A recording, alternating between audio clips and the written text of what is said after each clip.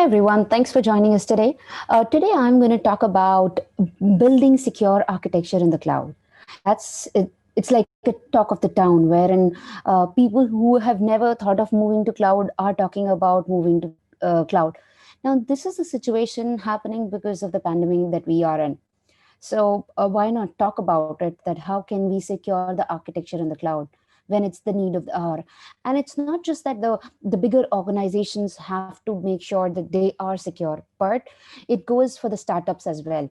So today we are going to give today I'm going to give you a brief architecture or the knowledge that I have around building secure architecture in the cloud.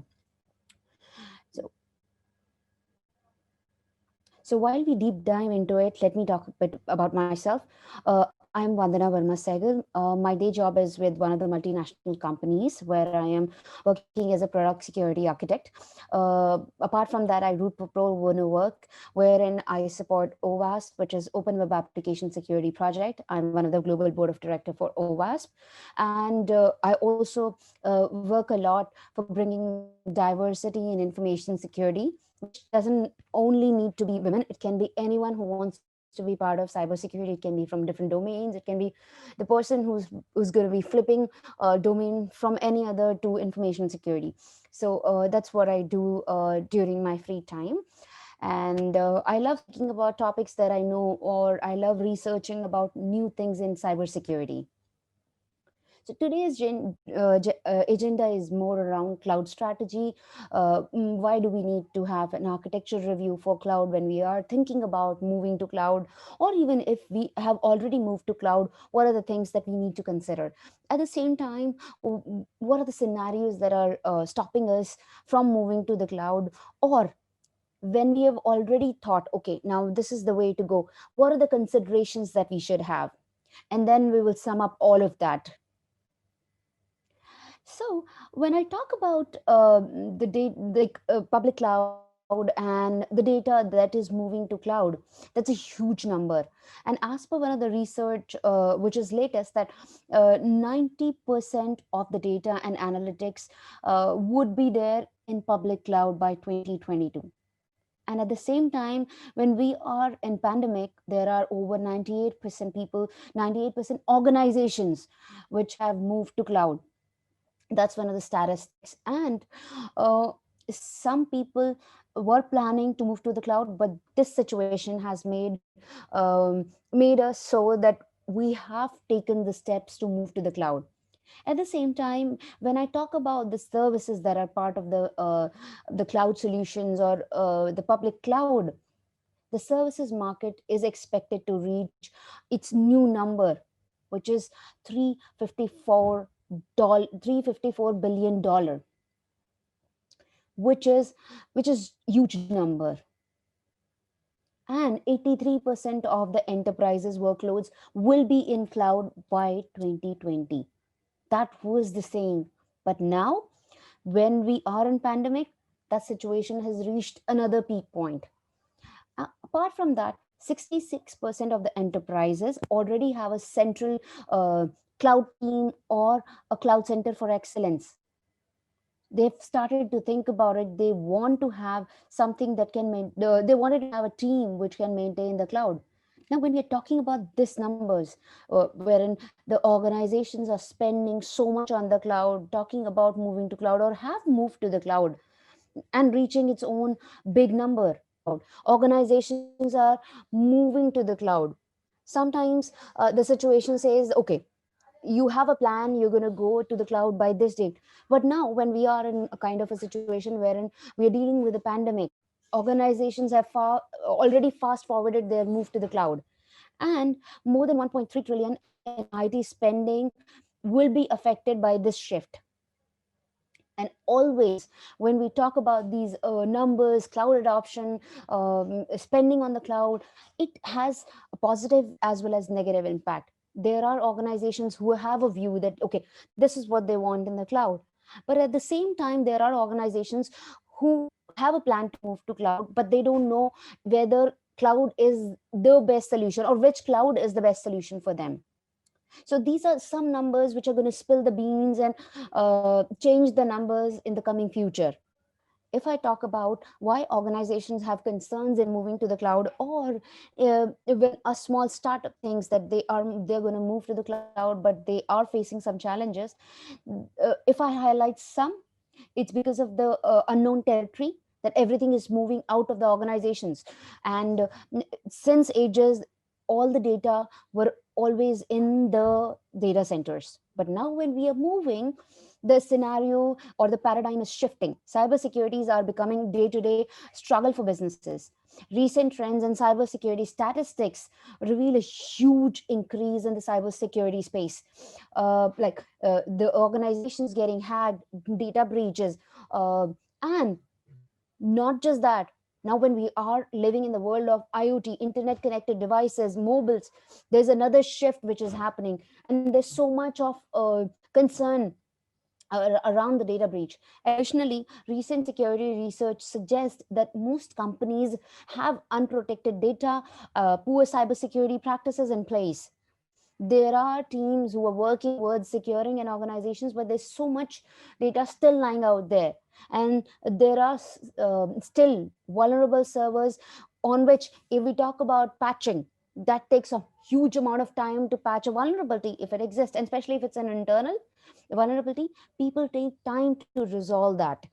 Another shift that I've heard, that people are moving their legacy applications to containers or to cloud. But think about, legacy applications already have an overhead. Why do we need to move them to Docker or containers if we don't have a proper plan? They will still be an overhead if we don't properly update it. Lifting and shifting never always helps. And when it comes to the legacy applications, that's what have been the strategy for a lot of organizations. So we need to address that concern as well, wherein if there is an application which is a legacy application and we are trying to go ahead and move that to the cloud, we need to make some changes so that it can be cloud ready. It shouldn't be just we are going to pick it up and post it there. It should not be the copy and paste. There will be a lot of overhead, and not just that, there will be a lot of budgeting constraints that will come into picture, because to manage that in the cloud, we would need resources and whatnot. And whether the application will get the required kind of support would be there or not, who knows about that. Another concern is the hybrid cloud kind of an environment or multi-cloud kind of an environment. Organizations think that, do we need a multi-cloud strategy, hybrid cloud strategy, or what kind of things that we are looking for? So that's again another kind of a scenario which needs to be addressed. Because if we don't understand that, or that vendor lock-in could be there, if one cloud doesn't suits us, we can move to another cloud. So that's a very big area to address. At the same time, regulatory concerns. There are so many regulations that we have to follow, especially if it's like in US we talk about CCPA. If it's California, if it's a European, then we have to talk about GDPR. And then there are so many other compliance certifications that are there, that or requirements which are there, which needs to be addressed. There are standards that needs to be adhered to. There's a governance mechanism that we need. How are we going to attain that? That's a really, really big area to be addressed. Now, let's look at, if we don't have a right kind of architecture in the cloud, what could go wrong? And managing data on the cloud is a function. It's actually a task that is co-owned and co-managed by the cloud customer, which is could be us, or could be an organization, and the cloud service provider, which is CSP. So it's a shared responsibility, and this adds up to efficiency and cost optimization at the same time. But there are still few gray areas that we need to address and look after.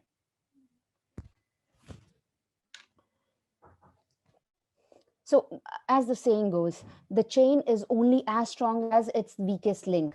While a regular pen test activity uh, offers a certain level of assurance that yes, we are safeguarded from the threat actors and our infrastructure is secure. However, it may not go into the details of overall architecture design. And if we don't do the right architecture design, we could be in trouble. So a secure review of architecture is very, very important. It look at what's there in the internal network, and what are the nuts and bolts of a network. We also need to have the information around our architecture. We need to do some exercises to get to know our own network. If we do not know the breaches, like security misconfiguration, or we have left a bucket open for anyone and everyone to see. The database credentials are there in the code, which is publicly available. Even when you change it, um, the thing that is there on the code on public, that will be cached forever. And the code of public or cloud security architecture review is to identify and highlight those cloud security weaknesses and strengths, and provide the right guidance towards making a mature security architecture. Now, with an increasing number of organizations which are moving towards agile and DevOps methodologies and running their infrastructure in the cloud, and they are trying to attain the whole product itself, their organization is based out of the cloud. So it's really, really important to secure that the attack surface has actually widened for them, and not just for them, but overall it is widened. And it's very, very difficult to sometimes understand that what's our own play area, or what's our own environment. Now, there has been moving parts in that also, wherein we are deploying changes into the production itself, like directly. I have seen organizations deploying changes to production. Who does that? It's like the most unsafe thing to do that. You're just putting an X on your own feet. So, identifying the attack surface and evaluating our own environment is the first and foremost thing. And if we don't understand and address these challenges, we're going to be in big, big, big trouble. So, do we need an architecture review? Think about it.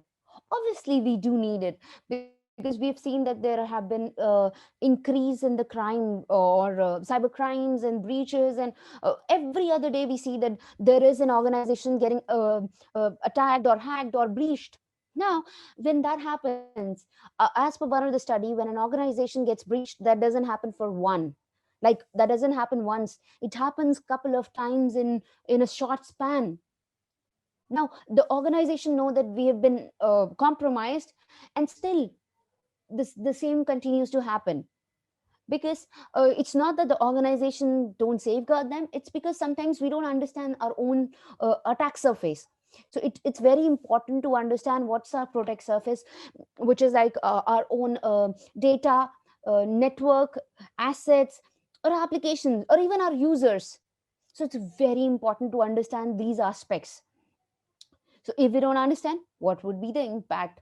So the risk of breaches can be huge, huge. It can be that that organization could have penalties, which is due to regulatories. Like, they've seen so many penalties due to GDPR, or customer data loss. This is like losing the customer data and then losing the customer.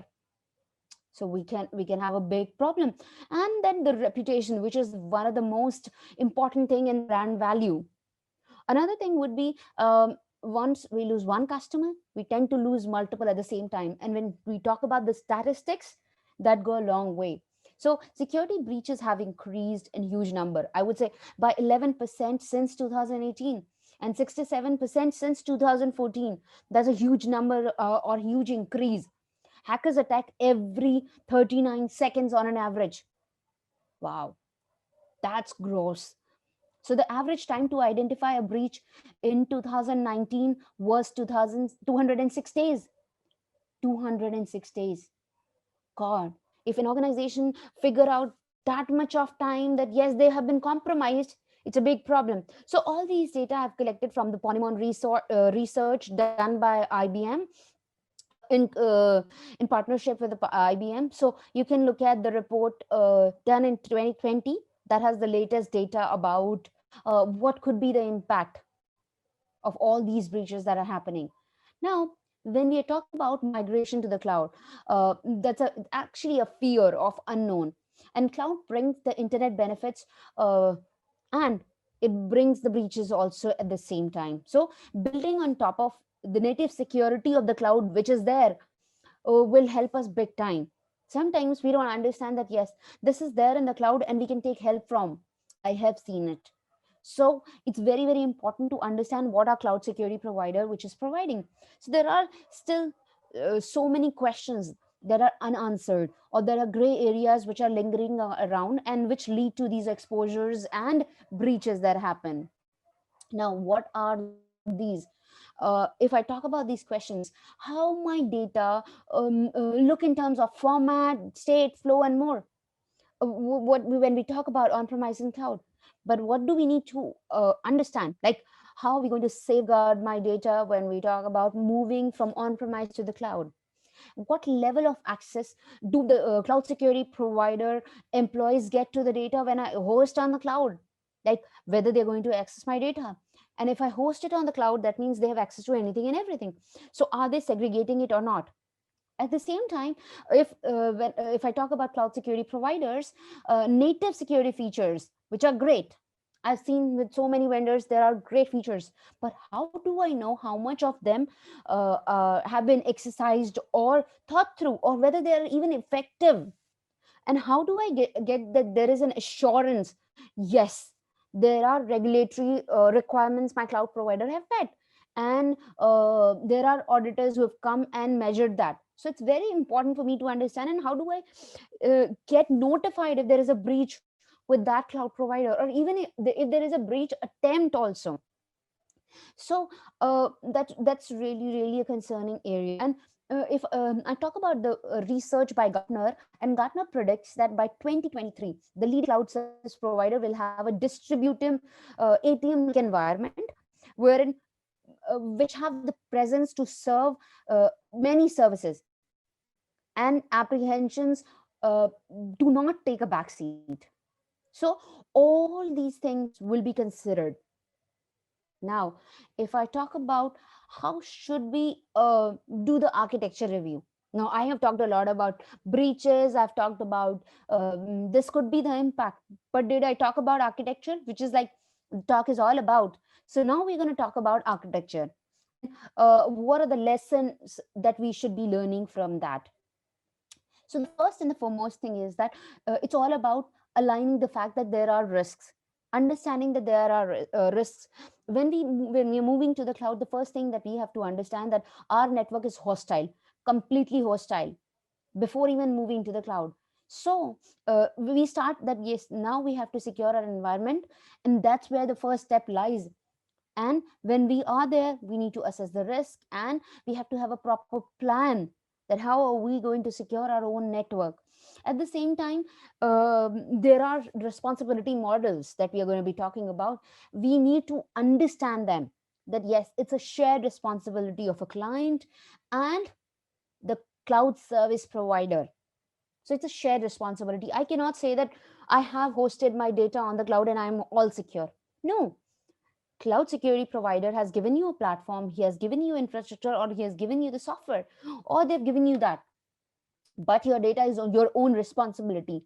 I can't say that I have a house and I have my tenants, and my tenants are going to take care of my full house. No, that's not going to be there. You have to manage your own house. Tenants will be there. If something goes wrong, they're going to call you. They're not the owners. So it's like that. Cloud, when we are moving to cloud, it's like we are moving to a house which is we have rented. So we need to understand the whole clauses which are there in the agreement. It's very, very important to get the lawyers and the people who understand the language, or the auditors who understand the language. Yes, this is what this cloud provider is abiding by, and these are the things that that needed to be considered while moving to the cloud. Now let me show you an architecture. This is an IBM cloud architecture. And if I talk about AWS or Azure, most of the clouds almost look similar, wherein we have to address the concerns which are there as part of governance, risk, and compliance. Then we have to understand the different areas which are there, which talk about security in the cloud, like identity and access management, application security, data security, infrastructure security, or anything else. Like, there are multiple layers. People say that there are 7 layers that we need to understand. There are 7 parts that we need to understand. And it's an integrated thing wherein we address the physical security, the whole platform security, even the services that we are getting in the cloud. So based on the business needs, companies adopt for different models which are part of the cloud, like whether they want to go for public cloud, private cloud, or even kind of hybrid cloud, and now a thing called multi cloud. So organizations have started to talk about it. And when we are selecting the appropriate cloud, okay, this is what I need, we need to understand the deployment model, what kind of deployment model we will be going by, and uh, the type of application that we have, the data sensitivity we have to very much understand that, and the kind of business process importance, who will be our target users. So it's very important. And if we talk about single deployment or development and management exercises across the platform, if I talk about public, private, and hybrid cloud, it's important to understand the basics, that what do we need, if I am okay to take the route for public cloud, or if I'm okay to take the route of public, private or a public cloud, or do I really want to be like a part of multi cloud strategy. So it's all depend on organization. And the most important thing that we need to understand is that we need to have a proper plan to address the security components that are part of our security architecture. If I talk about network security, I need to understand that what will be my product, my uh, boundary protections, or if I'll have isolation or not, what will be the network access control would be there, or boundary protection would be there for my web application firewall or not, whether I will also have a firewall which is there for my internal resources. I have seen cases wherein we are talking about web app firewall or WAF for our external resources, but we tend to forget our internal resources. If there is an internal attack happens, for god's sake, nothing should happen. If that happens, how are we going to detect that? Especially on our internal applications, we have so many internal applications in the organizations. Could be HR, could be internal employee apps, or even for learning portal. So there are so many applications that we have, or there are some mission critical applications that we have. So how are we going to handle that situation? How are we going to address the concerns which are there with the identity and access management? And especially now when we are not in the four walls of an organization, it becomes even more important to address these access or authentication or authorization related flaws. How about having multi-factor authentication, and not just for the people who are privileged users, but for everyone, and adopting the principle of least privilege. How are we going to can we have a different authenticator management systems? Like I'm not comfortable in getting OTP on my phone. I've seen a lot of recent cases wherein the sim was skimmed or spoofed, or I would say that it was cloned, and then attackers gained a lot of money out of it. So those are SIM card issues. But then again, those are concerns. And when we talk about cloud, cloud is like, if I get your credentials, especially root credentials, I can own your network. And the fun fact is that for one of the project I was working, it's not a recent incident, but a sometime old incident wherein the developers were using the root credentials. And I was like, wow, if these credentials go anywhere, what could go wrong? The whole applications can go down, or somebody might have access to anything and everything. At the same time, we need to address the concerns which are there for our own application and workload security, like vulnerability scanning, understanding the virtual servers which are there, or the ingress points that we have. And now when we are talking about Kubernetes services or microservices, we need to understand that how are we going to provide the access to that? And do we have, are we going to have role based access? What kind of access are we going to have? So it's very, very important to have. We also would need to address the data security concerns, whether the data would be encrypted at rest, motion, or in transit. Are we going to have TLS, endpoint security, confidentiality, and integrity? Or are we going to have encryption, key management? So these are the things that if we don't understand on time, we're going to be in trouble. And last but not the least, if we don't log it, We can never safeguard ourselves. So how are we going to manage our audit events, relevant audit logs? Where are we going to store it? For how long we are going to store it? How are we going to protect our audit information?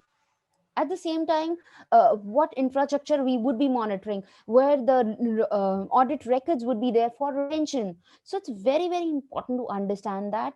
And when we talk about architecture services, uh, so this is the architecture which I picked up from one of the social media sites. I don't know who posted it, but yes, I found it really relevant that these are the things that we need to address, which starts with the whole in strategy planning, and then having the right governance, doing the gap analysis, or education, which is important. The training for the teams are very important. Doing the right kind of risk assessment is very, very important. So we need to have an architecture review methodology which starts with data flow diagram. And even before that, when I talk about the new normal that we are in, businesses have to have a quicker and agile transition to the cloud, which is with cloud enabled operations. And this means thriving a lesser known environment with unprecedented threat, which I don't know what we're going to be doing with those threats in the cloud.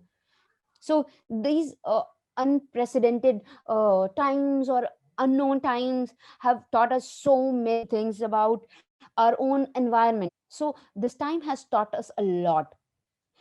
Where should we start off? We should first start off with the data flow diagram. We need to understand our own cloud architecture infrastructure, and this will be done by referring to target organization where we need to have a high level cloud architecture. So data flow diagrams actually help in that. Then we have to have a proper threat modeling done of our cloud infrastructure, and there has to be proper resources that should be created for that. We also have to have a risk based plan, that okay, this is how we're going to move to the cloud. These are the things that we need to safeguard. This is where we're going to be landing. And we need to have adequate visibility on our environment, and understand our own environment with the gap analysis. Where is the gap? How should we address that? So let's start with the threat modeling. So let's start with the threat modeling first, wherein which is most critical, or I would say threat modeling is crucial. So let's start with the threat modeling. Threat modeling is crucial as it sounds, or it helps teams to proactively understand and develop a strategy for identifying the potential threats early. And for cloud, it's very, very important to do the threat modeling of our own environment. There are multiple models which are there, like Stride, Pasta, Trike, Vast. There are so many. I have been working on Stride a lot lately, and I really like the kind of model Stride is. And when we talk about threat modeling can be done as a code. And threat modeling, we need to understand that this is not just code as well. So the tool is less important than the data recorded. So we have to have data recorded in that, and using a tool already. Okay, keep doing so if you're doing it. And whiteboarding is my favorite. So I always say that for threat modeling, whiteboarding is like amazing way to go. um, how are we going to have the threat models that we have created for longer run? um, Now there's another thing that we have to understand. When we are doing the threat modeling, we need to create data flow diagrams. Now when we create the data flow diagrams, we need to define our trust boundary. And when we are creating those trust boundaries, we need to understand the whole architecture. And especially this new normal demands businesses to have a quicker and agile transition. So how are we going to connect the systems with the data flow, and where the data would be passing through? So it's very, very important to have the whole map. So the advantages of utilizing these processes or application flow diagrams, wherein we can create the threat models with which are developer friendly, and wherein we can showcase, okay, these are the applications we have, this is the whole architecture that we have. And it can also help us in creating the process map, which shows how individuals move through an application. Security professionals and developers can then view that these applications, uh, if I don't act upon time, how the attacker might be envisioning them, which is more efficiently prioritizing the potential threat. And if we have a standardization of these threat modeling processes, it can help us in consistent actionable output, which can help us a long way. And companies need to govern how data or how connections to data sets are established, and we need to monitor this data transfer. So data flow diagrams are the best way to go, and employees, organizations need to understand that the risk of data exposure is huge. And if we don't have the right kind of training around these data flow diagrams, or in general about cloud security, it can lead us to a wrong way. Now, we've talked about threat modeling a bit, data flow diagrams a bit. Now, let's talk about shared responsibility model that we were talking about in the beginning. So, shared responsibility model talk about that. What would be the responsibility of the cloud provider, and what would be the responsibility of a client, or us, let's say, to be precise. So identifying the security risk management responsibility is very, very important. A clearly chartered security responsibility model is the way to go.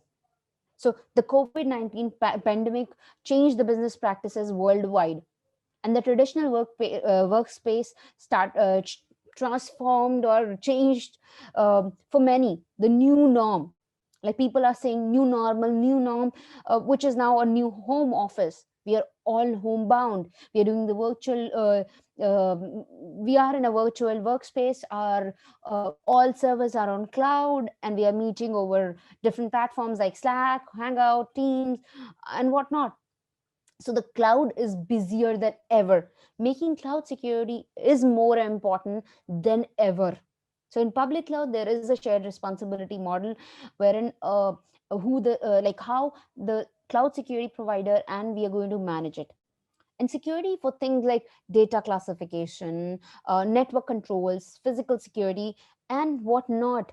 So if you can see on the screen, we've talked about we've talked a bit about data classification and accountability, and endpoint protection. We've talked about application level controls, network controls, host infrastructure, and not to forget physical security. If we don't understand and address that, that can be a big concern. So based on whether we are running IaaS, or infrastructure as a service, or PaaS implementation, which is platform as a service implementation, we might want to retain the additional security responsibilities that we have. So whether it's in the data center using a server based infrastructure as a server instance, or serverless system, or even a PaaS system, we are always responsible for securing our own data. Talk about information and data. If we don't retain our control over the information and data we or which we maintain, we would never be able to understand what is the visibility of our data. We will have zero visibility into our data, and all the data access in our control would never be there. So and again, another thing is identity and access management. So how there are different facets to it, different terms to it. So if we don't have the right IAM set, which is identity and access management set, right kind of rule set, group set, we don't have a single sign-on mechanism or multi-factor authentication, we're going to be in trouble, big trouble. And I'd say apart from that, we need to understand the application logic and code. So regardless of how we choose to spin up the cloud resources, our proprietary applications are ours to secure, and the control throughout the application lifecycle. If we have moved an application to the cloud, we cannot say that now the cloud provider is going to secure our application. No, there can be abuses that can happen. So this include securing our own code repositories from the malicious or misuse, and talking about application build, testing throughout the life cycle, ensuring that secure production access is there, and maintaining security on any connected systems. Talk about virtual machine accesses which are there in the cloud. So it's very important to have a role-based access control, or started using principles of least privilege. So when we spin up the cloud environment, we control the operation environment. And how do we maintain or control those environments varies based on the kind of instance that we are going for. Whether we are talking about maintaining the operating system, so we have to harden it. If we are maintaining the applications, we have to make sure that when we are doing the DevSecOps, we are doing it with the right things. So for the serverless resources, the cloud providers control planes give us the access to the setup of the configuration. So it's very, very important to understand what's our control plane, and the data planes that will surround us, and how the control plane will be managing the configuration. And if a cloud provider is giving us the right to manage that, there's nothing beautiful than that. And in case of server based instance, we need to understand that how are we going to manage the identity and directory infrastructure, how are we going to manage our own applications, how are we going to manage the network controls that are there, how are we going to manage the operating system. I can go on and on. When we talk about shared responsibility model, there's a huge thing to understand. And not to miss, we need to have a right kind of risk based approach. And we don't if we don't have a plan, we can never attain a right kind of shared responsibility model. It will just lie there and nothing is going to happen. So what are the various data sets planned to migrate to the cloud? Understand that. What are the regulatory requirements from uh, transport perspective? Like there are multiple data centers which are there. If I'm moving the data from one data center to another, how are we going to manage those cross border perspectives? And do we have policies and baseline defined to be enforced on these workloads? How does the data cycle life cycle look like? How are we going to manage our own data? Whether What are the encryption measures which are there, and how do we translate it to the cloud? So the outcome would bring in a clear and documented cloud security roadmap. If we understand these things, if we have a plan, we understand shared responsibility model, we address the identity and access management concerns, and the concerns which are part of the different layers that we have. Last but not the least, gaining the right kind of visibility. And if we have the right kind of visibility, we can have the right set of service level agreements defined. What is actually the need of the hour for the business? So a diligence is very, very important. And not to forget, we need to have a kind of right logging and monitoring. We have to have an incident reporting, uh, like a proper response plan that has to be there. What will be the business continuity management if one data center goes down? What are the legal implications that would be there? Or if there are contract that I need to change, if I want to move from one vendor to another, what will be the legal implications? Or if I want to move services from one cloud provider to the other provider, and if there is a vendor lock-in, how are we going to move past that? So another important thing is that uptime, a right to audit. Can we audit the cloud provider? I have seen that cloud providers are not, a lot of cloud providers are not letting the clients do the risk assessment. Instead, they give the reports which are there. So how are we going to understand that these things are important for us? Things which are not to miss, which are latest things, and people don't recognize it and don't address it. So let's start with CASB. So CASB is Cloud Access Security Broker, which is required as a central shared security thing, which can be there at cloud edge. Which can help in cloud related traffic monitoring and preventing controls. Mm, Another thing would be data user behavior and activity monitoring within and across the authorized and unauthorized SaaS cloud providers. How about using the shadow IT, and how about using those shadow cloud, and protect that? How are we going to have protection against the malwares? At the same time, understanding the cloud infrastructure, configuration management, container security, traffic management, threat management. So CASB is the anchored multi-cloud safety net is very, very important for us to use. Now, how about we going to address the challenges which are there across the cloud security providers? We have to address the concerns for identity authorization and authentication mechanisms. So must be which so we need to have a pragmatic approach towards implementing all across the cloud providers. Another thing is that application security basics like implementation, configuration, and audit of security design and configuration is very, very important. And especially if we have within SaaS as IaaS, PaaS, and now functional as a service as well. So what will be the management from the cloud security provider end? IAM configuration or network configuration, what will they be managing? How are they what are the services that they are providing? So it's very, very important to address these concerns when we talk about cloud security architecture.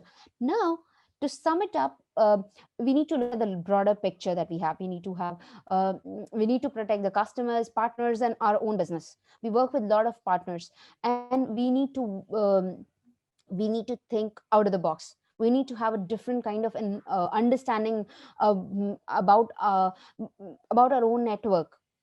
I have seen organizations who are moving to cloud, they don't understand their environment well.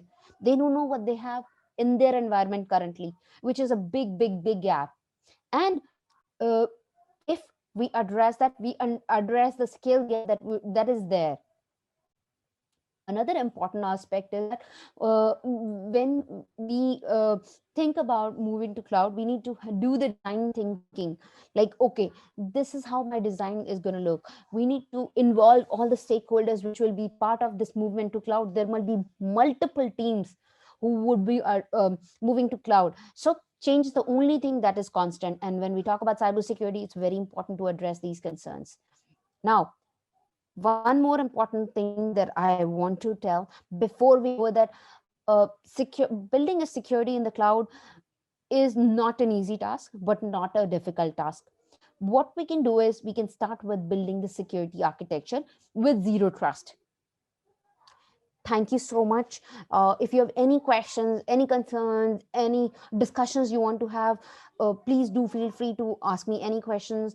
I'm happy to have a conversation on my Twitter handle, which is infosec Vandana, or you can reach out to me on LinkedIn. I'm there, Vandana Verma, and I'll be more than happy to have a discussion around this topic. Thank you so much.